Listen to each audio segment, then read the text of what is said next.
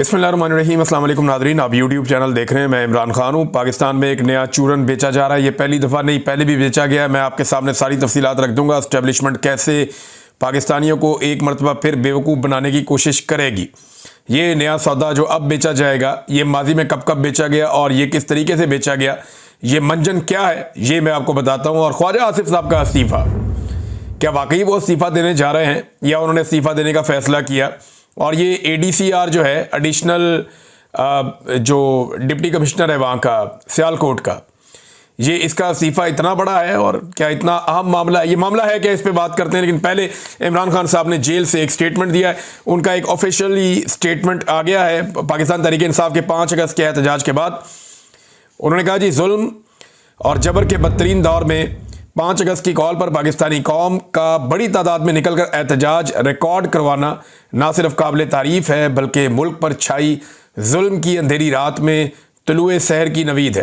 अवाम ने जैसे तमाम तर फस्तायत के बावजूद कल सड़कों पर निकलकर अपनी आइनी हुकूक के लिए एहतजाज रिकॉर्ड करवाया, वो काबिल तहसीन था। मैं बिलखसूस पंजाब की आवाम को खराज तहसीन पेश करता हूँ, जिन्होंने छापों और गिरफ्तारियों के बावजूद खौफ के सब बुतों को तोड़ दिया। सिंध, बलूचिस्तान, गिलगित बल्तिस्तान, आज़ाद कश्मीर, पंजाब और खैबर पख्तूनख्वा की अवाम जिस तादाद में 5 अगस्त को मुल्क गिर एहतजाज में शामिल हुए, वो शाबाश के मुस्तहिक हैं। लीडरशिप पर प्रेशर के बावजूद भरपूर मुल्क गिर एहतजाज अवामी शऊर और बेदारी का शानदार मजहर है। पाकिस्तान की तारीख में आज तक किसी डिक्टेटर के मार्शल दौर में इस कदर जुल्म नहीं हुआ जितना आसिम लॉ में आसिम मुनीर कर रहा है।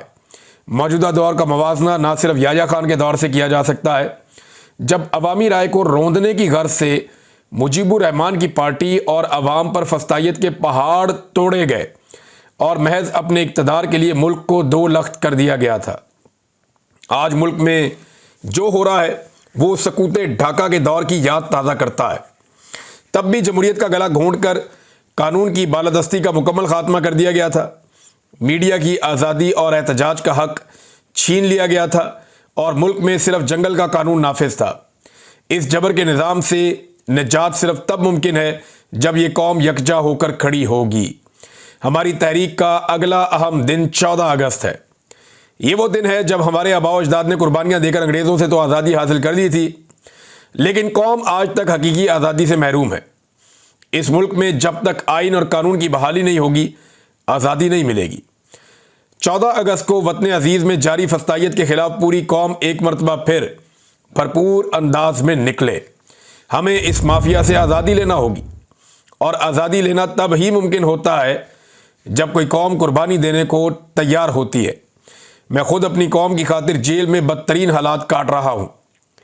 यहाँ मौजूद कैदी भी एतराफ़ करते हैं कि ऐसा सलूक तो किसी आम कैदी के साथ भी नहीं होता जैसा कि मेरे साथ किया जा रहा है। मुझे तोड़ने की नाकाम कोशिश में मेरी अहलिया बुशरा बेगम को भी बदतरीन हालात में रखा जा रहा है, मगर मैं फिर भी आइन और कानून की बालादस्ती और जमहूरियत की बहाली के लिए कुर्बानी दे रहा हूँ। हकीकी आज़ादी हासिल करने के लिए हम सबको मिलकर कुर्बानी देना होगी। मैं इस डाकू डफर अलाइंस के आगे कभी नहीं झुकूंगा और आसिम ला को कभी भी तस्लीम नहीं करूंगा। मुझे सारी ज़िंदगी भी जेल में रहना पड़े, मैं उसके लिए तैयार हूं। अच्छा, एक बात याद रखें, इमरान खान साहब फ़ौज के बारे में कोई बात नहीं करते। वो फ़ौज को बुरा नहीं कह रहे, बल्कि वो कई दफ़ा कहते हैं कि मुल्क भी मेरा, फ़ौज भी मेरी। वो आसिम मुनीर के खिलाफ बात करते हैं और वो फ़ौज को और आसिम मुनीर को अलग अलग रख के देखते हैं। जो मैंने समझा इमरान खान साहब के पिछले चंद ट्वीट्स में, मुझे ये समझ आया कि इमरान खान साहब अब आसिम मुनीर को और फ़ौज को 2 अलग अलग एंटिटीज़ देखते हैं। उन्हें लगता है कि वो फ़ौज को, बल्कि वो कहते भी हैं कि फ़ौज के इदारे को तबाह कर रहे हैं आसिम मुनीर साहब और नुकसान पहुंचा रहे हैं। यही बात जो है वो उसने भी की थी गंडापुर साहब ने, लेकिन बाद में उन्होंने बात को ट्विस्ट दे दिया। याद रखें कि बहादुर कौमों को दुनिया में कोई ताकत शिकस्त नहीं दे सकती। तमाम पाकिस्तानी जेल जाने का खौफ अपने दिल से निकाल दें। मेरा तहरीक इंसाफ के ज़िम्मेदारान को भी खसूसी पैगाम है कि अपने दिलों से जेल का डर निकाल कर लोगों की क़यादत करें और जमहूर की आवाज़ पर लब्बैक कहते हुए क़यादत फराहम करें। खैबर पख्तूनख्वा में ऑपरेशन सिर्फ और सिर्फ तहरीक इंसाफ को कमज़ोर करने के लिए हो रहा है। ऐसा ही ऑपरेशन ANP के दौर में भी किया गया था और मुशर्रफ दौर की नाकाम पॉलिसियों को अपना कर ANP खैबर पख्तूनख्वा में ख़त्म होकर रह गई। मेरा हमेशा यह मौक़िफ़ रहा है कि फ़ौजी ऑपरेशन किसी मसले का हल नहीं होता, बल्कि इससे दहशतगर्दी, नफरत और तबाही मज़ीद फैलती है। कबायली इलाकों में कोई नया ऑपरेशन हरगिज़ नहीं होना चाहिए। वहाँ के मसाइल का हल मकामी और अवाम के मुंतखब नुमाइंदों की बातचीत से ही मुमकिन होगा। सिर्फ अफ़गानिस्तान से रद्द-ए-अमल की उम्मीद में अफ़गान महाजरीन को जिस बेदर्दी से बेदखल किया गया वो भी अफसोसनाक है। अफ़गानिस्तान से कोई रद्द-ए-अमल नहीं आया तो अपने ही लोगों पर बंदूक उठाकर हालात ख़राब करने की अफसोसनाक कोशिश की जा रही है। एक मरतबा फिर वाज़े कर रहा हूँ कि जिन मेंबरान असम्बली को ना हक ना अहल किया गया है उनकी नशस्तों पर कोई इंतखाब नहीं लड़ेगा। इन लोगों ने तमाम मुश्किलात के बावजूद तहरीक इंसाफ पर यकीन किया और पार्टी का साथ नहीं छोड़ा, लिहाजा ये सीटें उन्हीं का हक है। ज़िमनी इलेक्शन में हिस्सा लेने का मतलब ये होगा कि हम उनके नाजायज़ अमल को जायज़ करार दे रहे हैं। ज़िमनी इलेक्शन में हिस्सा लेना हमारे लोगों की कमर में छुरा घोंपने के मुतरादिफ होगा। अच्छा, ये बात तो किसी ने सोची नहीं थी जो इमरान खान साहब ने कही है कि भाई जिन लोगों ने वफादारी की, जैसा कि सरताज गुल वज़ीर हैं, जैसा कि साहबजादा हामिद रज़ा है, या बाकी लोग हैं जो पाकिस्तान तहरीक इंसाफ के शिबली अफराद, उमर अयूब साहब बहुत बड़ा नाम है और बहुत बड़ा सियासी नाम है, साथ में इमरान खान साहब का उन्होंने बहुत मुश्किल में साथ दिया। अगर इनकी जगह पे दूसरे उम्मीदवार खड़े किए जाएंगे तो ये तो इनकी पीठ में छुरा घोंपने के मुतरादिफ होगा कि जनाब आपने अपनी लड़ाई लड़ ली, आपको फारिग कर दिया गया तो हमने भी आपको फारिग कर दिया।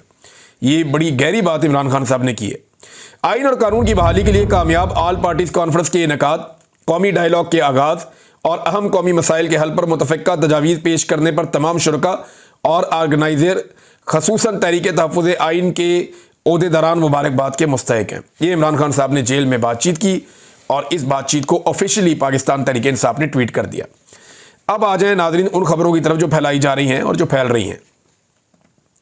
जाहिद गशकोरी साहब की खबर देख लें, फिर ये खबर मोहम्मद मालिक साहब ने दी, फिर कुछ और लोगों ने भी दी।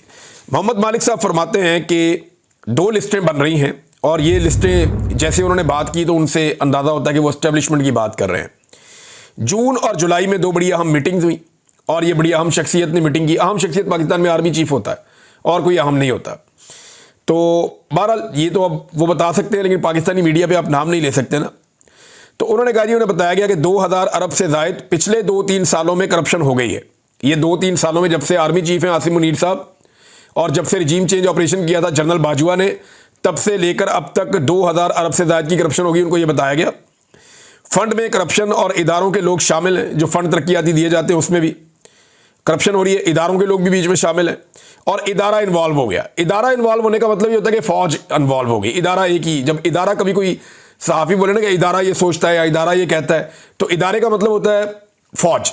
तो कह रहे हैं इदारा इन्वॉल्व हो गया और अब एक लिस्ट बन रही है जिसमें पहले 500 केसेस पकड़े जाएंगे। इनमें कुछ सियासतदान शामिल किए हैं, ब्यूरोक्रेट शामिल किए हैं, लटरम पटरम इधर उधर से, और जनाब रिकवरी की जाएगी। और ये टारगेट रखा गया कि 500 अरब भी पहले रिकवर हो जाए शुरू में, तो ये एक अच्छा स्टार्ट हो जाएगा। ये तो अब एक खबर दी ना। दूसरी, जाहिद गशकोरी साहब ने खबर दी। उनकी खबर के मुताबिक पाकिस्तानी हुकूमत को 58,000 पाकिस्तानियों के बारे में डाटा मिल गया जिनके बैरून मुल्क असासे, अकाउंट्स हैं और जायदादें हैं। इन असासों की कुल मालियत $8 अरब है और ये 58 ममालिक में फैले हुए हैं। हाजिर और रिटायर्ड सरकारी अफसर भी इस फहरिस्त के अंदर शामिल हैं जिनकी तादाद 750 है।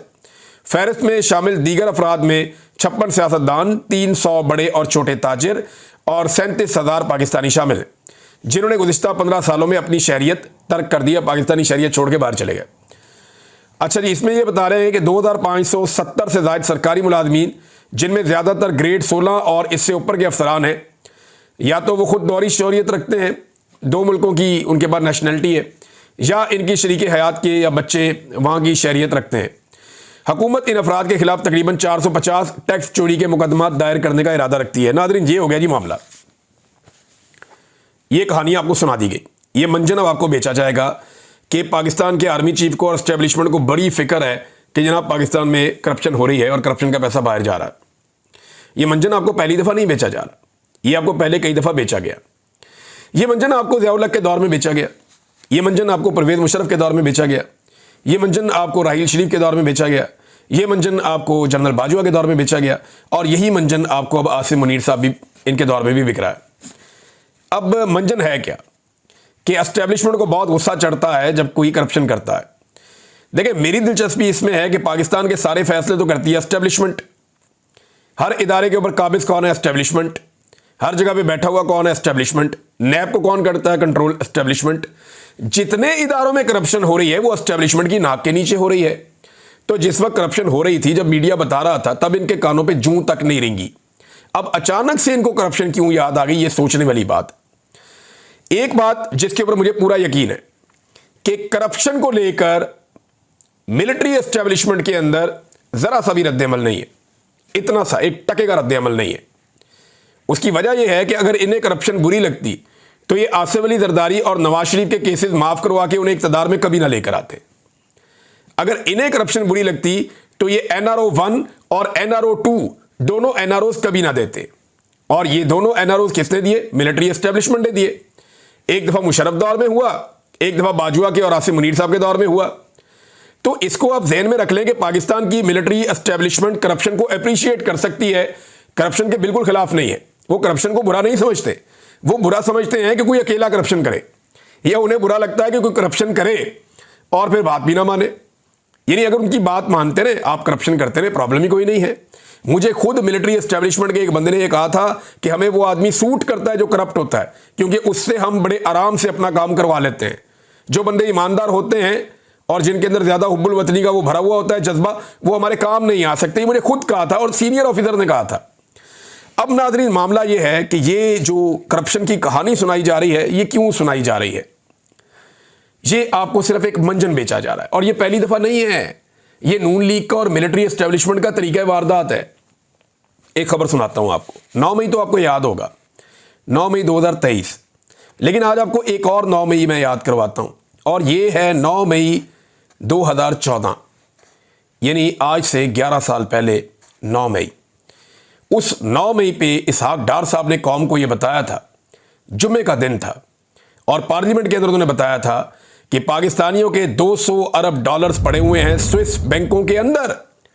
अब तो ये कह रहे हैं ना 8 अरब डॉलर, यानी जितनी औकात होती है उतनी बड़ी बात करता है लोग। उस दौर में जरा एस्टेब्लिशमेंट और हुकूमत को लगता था बहुत पैसा। अभी बेचारे 1-1 अरब डॉलर के लिए तरस रहे हैं, तड़प रहे हैं, बेचारे पैसा ही नहीं है इनके पास अपना। तो अब 8 अरब डॉलर पे आ गया। वो 200 अरब डॉलर स्विस बैंकों में पड़ा हुआ था डार के मुताबिक। अब कहते हैं जी 8 अरब डॉलर है जो बाहर पड़ा हुआ पाकिस्तानियों का, हमने लेकर आना है वापस। तो ये 200 अरब डॉलर कहां गया? ये तब भी चूना बेचा गया था पाकिस्तानियों को, और चूना लगाया गया था, चूरन बेचा गया था।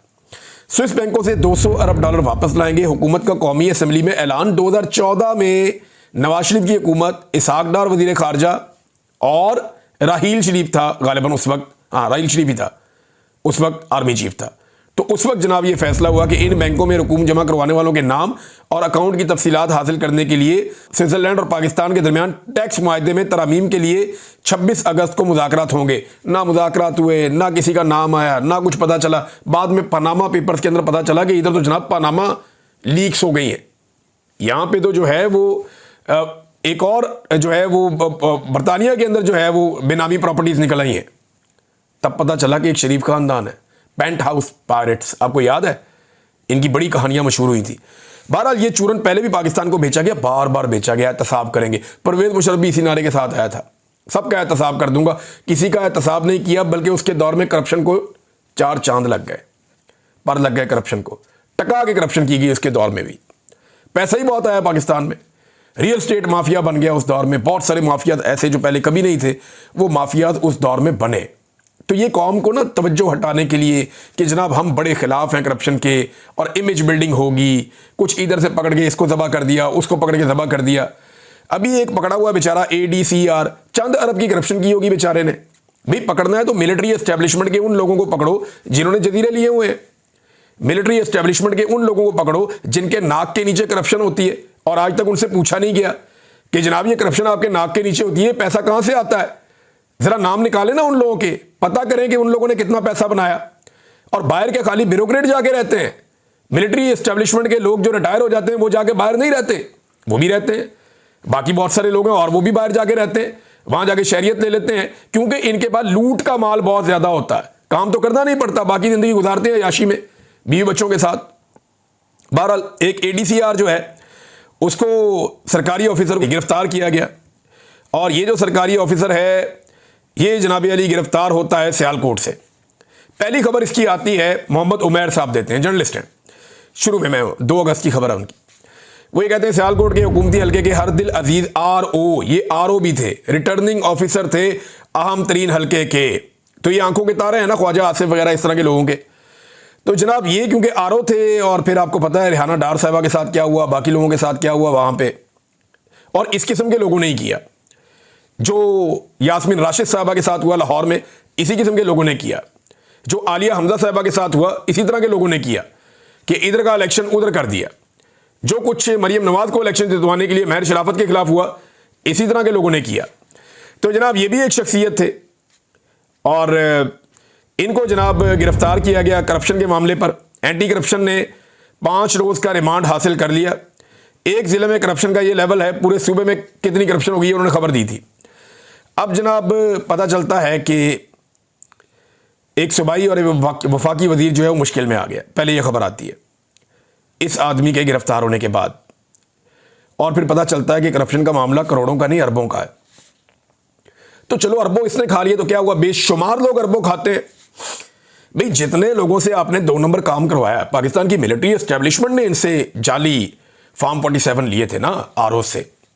तो जिन्होंने जाली फॉर्म 47 लिए RO से, वो है ना रिस्पॉन्सिबल, क्योंकि इन्होंने तो जालसाजी कर दी। अब तो ये ब्लैकमेल करेंगे, पैसा बनाएंगे। इनको पता है पाकिस्तान में रखा ही कुछ नहीं है, हमने पूरा का पूरा इलेक्शन उल्टा दिया है। इस मुल्क के अंदर तो जीना भी मुश्किल है, इस मुल्क के अंदर रहना भी मुश्किल है। इन RO से बेहतर किसी को नहीं पता, जिन्होंने अपने हाथ से पूरी तबाही फेरी है। वो कभी इस मुल्क में रहना चाहेंगे, वो फटाफट पैसा लपेट के मुल्क से भागना चाहेंगे, और इसीलिए सबने अन्नी पाई हुई है। अब जनाब जुबैर अली खान साहब ने खबर दी इस बारे में। उन्होंने कहा जी कि ख्वाजा आसिफ ने इस्तीफा दे दिया इस बारे में, और ये रोला पड़ गया। और ये बहुत सारे और भी साहब ये क्लेम कर रहे थे कि ख्वाजा आसिफ साहब ने कहा जी इस बंदे को फौरी तौर पे रिहा किया जाए, और इसका रिमांड अब मुकम्मल हो रहा है। देखना यह है कि आज के दिन में इसको रिहाई मिलती है या नहीं मिलती। अगर रिहाई मिलती है तो पता चल जाएगा कि क्या होता है, रिहाई नहीं मिलती तो पता चलेगा फिर क्या होता है, या इसके लिए क्या सहूलत पैदा की जाती है। बहरहाल इसको गिरफ्तार जो है वो एंटी करप्शन ने किया है पंजाब में।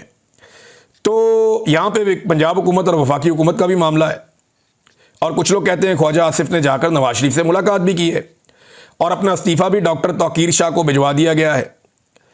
और ये कहा गया है मोहम्मद जुबैर साहब के बकौल के ADCR को रिहा करवाएं या इस्तीफा मंजूर कर लें। ख्वाजा आसिफ साहब ने इसके ऊपर रद्दमल देते हुए कहा नहीं जी नहीं, ये ख्वाहिश है, ये खबर नहीं है, और उन्होंने इसकी तरदीद की है ख्वाजा आसिफ साहब ने। लेकिन यही ख्वाजा आसिफ साहब अभी एक दिन पहले कह रहे थे कि ब्यूरोक्रेसी ने करप्शन कर करके पाकिस्तान की तबाही फेर दी, सियासतदान तो सिर्फ झूठा खाते हैं और मुंह काला करते हैं अपना। इस पे औरिया मकबूल जान साहब ने कहा कि ख्वाजा साहब ये ब्यूरोक्रेसी की वो नस्लें हैं जिन्होंने 80 की दहाई में बददियानती और सियासी दड़ेबंदी आपके कायद नवाज शरीफ की रहनुमाई में शुरू की। आप जरूरतमंद बने और एक एक का नाम लें और इनके असासों की सरेआम तहकीकात का आगाज करें। मैं सबसे पहले खुद को तहकीक के लिए पेश करता हूं। आपके कायद और बेनज़ीर जरदारी ने करप्शन और सियासी वफादारी की जो फसल बोई है, ये मुल्क इसी वजह से आज बर्बाद है।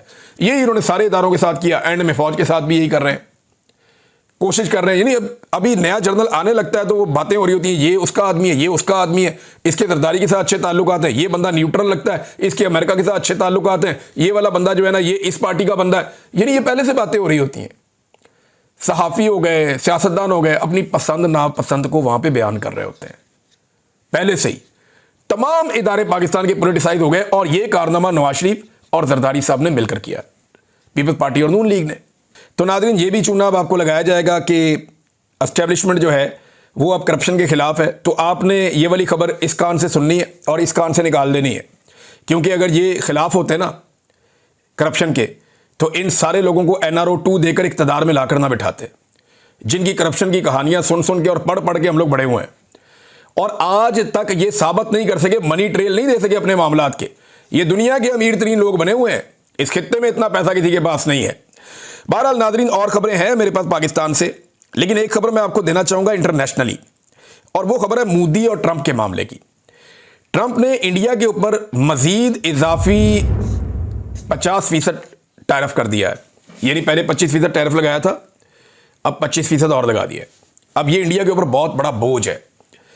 इंडिया की अमेरिका के साथ बड़ी कामयाब तिजारत है और उसमें इंडिया बहुत पैसा बनाता है। लेकिन ये डोनाल्ड ट्रंप ने इंडिया को हथौड़ा मारा है। वो ये चाहता है कि रशिया के साथ इंडिया बिल्कुल कारोबार ना करे और उनसे तेल ना खरीदे, उनके साथ मामलात ना करे। और इंडिया रशिया के साथ कुछ दफाई मुआहदे भी कर रहा है। अमेरिका के दिमाग में ये था कि इंडिया मुआहदे करेगा अमेरिका के साथ और चीज़ें खरीदेगा अमेरिका से, हथियार भी लेगा अमेरिका से, तो इसमें अमेरिका को पैसे मिलेंगे और उसके बदले में अमेरिका इंडिया पे एक मुनासिब सा टैरिफ लगा देगा पाकिस्तान की तरह, तो दोनों को फ़ायदा हो जाएगा और अमेरिका उसमें बड़ा फ़ायदा कमा लेगा। लेकिन इंडिया ने कंप्रोमाइज़ नहीं किया इस बात पे। उन्होंने कहा जी हमारी आज़ाद खारजा पॉलिसी है। अब इंडिया का जो दोबारा स्टेटमेंट आया है, ये बड़ा मजबूत स्टेटमेंट है इंडिया का, और उन्होंने कहा जी कि ऐसा नहीं है कि हम कंप्रोमाइज़ करेंगे अपनी खुददारी के ऊपर। भारत का जो रद्द-ए-अमल है वो ये है कि वज़ीर खारजा ने, उनकी वज़ारत खारजा ने डोनाल्ड ट्रंप के इस इक़दाम पर एलामिया जारी किया, जिसमें इस फैसले को गैर मुनासिब करार देते हुए अपनी मुल्की मफादात और इक़्तिसादी सलामती को महफूज रखने के लिए हर ज़रूरी कदम उठाने के अज़म का इजहार किया। उन्होंने कहा पहले ही वादे कर चुके हैं कि हम अपनी मुल्की ज़रूरत को पूरा करने और अपनी सलामती को मद्देनज़र रखते हुए दरामदात करते हैं। ये इंतहाई अफसोसनाक बात है कि अमेरिका ने रूस से तेल खरीदने पर इजाफी 25% टैरिफ आयद किया है, हालांकि यही दरामदात दीगर ममालिक भी अपने कौमी मफाद में कर रहे हैं। भारतीय वज़ीर खारजा ने अपने बयान में कहा कि हम ये बात दोहराते हैं कि अमेरिका का ये इक़दाम गैर मुनसिफाना, बिला जवाज़ और गैर मुनासिब है। भारत अपने कौमी मफाद के तहफ़्फ़ुज़ के लिए तमाम ज़रूरी इक़दामात करेगा। यानी भारत पीछे नहीं हटा इस मामले में। यही रद्द-ए-अमल मरकज़ी हुकूमत ने भी पार्लियामान में दिया और उन्होंने कहा कि मकामी सनतों, किसानों और माइक्रो, स्मॉल और मीडियम एंटरप्राइजेज़ जो हैं उनके हक़ में इक़दामात की उन्होंने यकीन दहानी करवाई। यानी ये एक ऐसी चीज़ है जिसमें भारत डट गया अमेरिका के सामने। अब अमेरिका के पास क्या रास्ता और भारत क्या कर सकता है, तो इसमें एक डेवलपमेंट हुई है, बाकी डेवलपमेंट में हम नज़र रखेंगे, मैं आपके साथ शेयर करूंगा। 7 साल के बाद अमेरिका के इस इक़दाम के नतीजे में भारतीय वज़ीर आज़म ने चाइना का दौरा पक्का कर दिया। यानी 7 साल हो गए इंडियन वज़ीर आज़म नरेंद्र मोदी चाइना नहीं गए, लेकिन अब उन्होंने फैसला किया कि वो चीन का दौरा करेंगे। 31 अगस्त से वो अपना ये दौरा शुरू करने जा रहे हैं। चीन जाएगा भारतीय वज़ीर आज़म, ये बड़ी डेवलपमेंट है। तो ये जो है वो एक पूरा सिनेरियो चेंज हो रहा है। इस पे हम एक अलग वीलॉग कर सकते हैं, क्योंकि अभी काफ़ी टाइम हो गया। अब तक के लिए इतनी अपना ख्याल रखिएगा, अपने चैनल का भी। अल्लाह हाफिज़।